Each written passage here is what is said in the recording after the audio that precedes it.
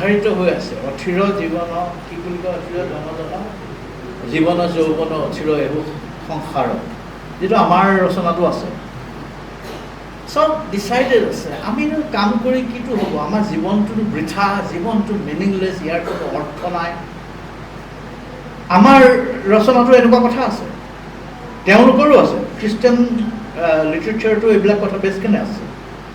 কিন্তু একেখিনি ৰচনাকে তাৰ ভিতৰত থকা কৰ্ম অৰিয়েণ্টেড বস্তুখিনি তেওঁলোকে উদ্ভাৱন কৰি পুনৰ ৰিইণ্টাৰপ্ৰেট কৰি প্ৰটেষ্টাণ্টিজিম বুলি এটা নতুন কেথলিচিজমৰ বিৰুদ্ধে এটা নতুন ইজিম সৃষ্টি কৰিলে, প্ৰটেষ্টাণ্টিজিম।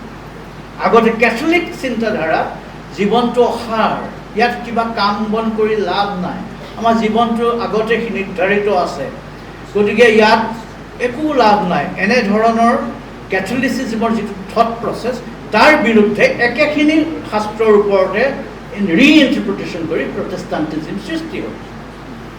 এতিয়া আমাৰ সময় হৈছে আমাৰ গুৰুকেইজনৰ ৰচনাবোৰো ৰিইণ্টাৰপ্ৰেট কৰিবৰ সময়।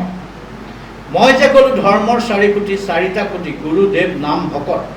গুৰুক আমি ঠিক আসনে দিছোঁ, দেৱ ঈশ্বৰ কৃষ্ণক আমি যথেষ্ট ভাল ধৰণে উপাসনা কৰোঁ।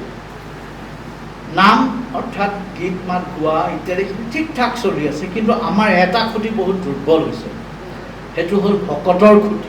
মই যে কৈছোঁ আমাৰ ভকতসকলক আমি যে দলিয়াই খটিয়াই দূৰলৈ পঠিয়াই ফুৰিছোঁ, সেইটোৰ ফলত আমাৰ ধৰ্মটোৰ, আমাৰ যিটো সংস্কৃতি, আমাৰ যিটো জীৱন ধাৰা, সেইটো ব্যাহত হৈছে। গতিকে আমি ৰিইণ্টাৰপ্ৰেট কৰি ভকতক কাৰণে কৃষ্ণ, ভকতৰ কাৰণে ঈশ্বৰে আত্মনিবেদন কৰে। শুনিও দুৰ্বাসা মই নহো স্বতন্তৰ, একান্ত অধীন মই হৈলো ভকতৰ। ভকতেহে হৃদি মোৰ, ভকতেহে প্ৰাণ, ভকতৰ বিনে মই নিচিন্তু আন। এয়া কৃষ্ণই কৈছে দুৰ্বাসা। ভকতেই মোৰ সকলো, মই ভকতৰ অধীন, মই স্বতন্ত্ৰ নহয়, ভকতে মোক যেনেকৈ বনায় তেনেকৈ। গতিকে ভকত কোন, মই তাৰ ওপৰত এটা ৰিইণ্টাৰপ্ৰিটেশ্যন কৰিব বিচাৰিছোঁ। ভকত কেৱল একেলগে বহি নাম গোৱা মানুহকেইটাই ভকত নে আমি সৰ্বসাধাৰণ মানুহক ভকত হিচাপে গণ্য কৰোঁ? আমি মানুহৰ সেৱাৰ কাৰণে নিজকে ব্ৰতী কৰোঁ।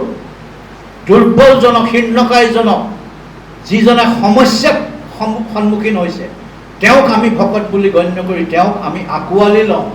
গীতাটো কৈছে 4 প্ৰকাৰ ভকতৰ কথা। অৰ্থাৰ্থী ভকত, আৰু তেওঁ আচল মানে ঈশ্বৰৰ ওচৰত আত্মনিবেদন কৰা যিজন ভকত, যিজনে এটা ঈশ্বৰত্ব পাবৰ কাৰণে সক্ষম হৈছে, তেনেকুৱা ধৰণৰ ভকত। সাধাৰণ মানুহখিনিকো ভকতৰ স্থান দিছে গীতা।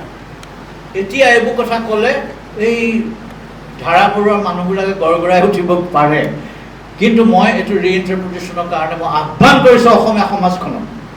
কাৰণ ভকত যদি আমি, ভকতৰ গণ্ডিটো যদি আমি ডাঙৰ কৰি নলওঁ, আমি যদি সুবাহু প্ৰসাৰিত কৰি সকলোকে নিজৰ বুকুত সোমোৱাই লৈ আগবাঢ়ি নাযাওঁ, তেতিয়াহ'লে ভাগৱতী বৈষ্ণৱ ধৰ্মৰ, একশৰণ নাম ধৰ্মৰ আমি কেৱল চৰ্বিত শ্ৰৱণ কৰি থাকিম, আমি ইয়াক আগুৱাই নিব নোৱাৰিম। অসমৰ বুকুতে ই বিপদাপন্ন হ'ব। মই বেছি নকওঁ, ইয়াকে কৈ মই সদ্যহতে সামৰিলোঁ। নমস্কাৰ।